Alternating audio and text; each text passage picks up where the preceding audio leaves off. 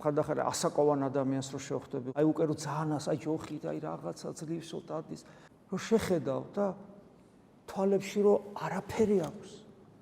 არაფერი. აბსოლუტურად არაფერი. არაფერი მიღმიერი, არაფერი მაძიებლობითი, არაფერი ზეცის, მხოლოდ აქ არის. და ძალიან ხშირად ეს გამოხედვა უტიფარია. უტიფარია. იმიტომ რომ აი ადამიანს რომელიც არის სწრაფი ზეცით, არის თვითონ. აი ეგ არის, რაც უნდა დაჩაჩანაკებული იყოს. და მე გული გიკვდება, გული გეწვის ამ ადამიანებს რო უყურებ. მე უყურებ ახალგაზრდებს, ხედავ როგორ ემატებათ წლები, როგორ უჩნდებათ ნაოჭები, როგორ უთეთდებათ თმა, როგორ აკლდებათ სიცოცხლო ძალები, მაგრამ არაფერი არ შველის, არაფერი არ აფხიზლებს. ეგ არის სული წმინდის გმობა. თითოეული ადამიანის ცხოვრებაში რამდენჯერ დაუკაკუნებია მათ გულზე ღმერთს, რამდენჯერ და რამდენჯერ უარყვია ადამიანს.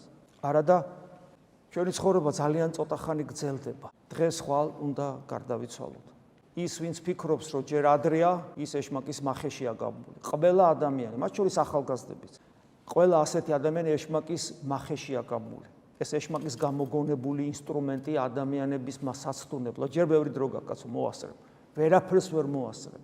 მე არ ვიცი 1 საათის მერე მე ცოცხალი ვიქნები თუ არა. არ ვიცი ეს.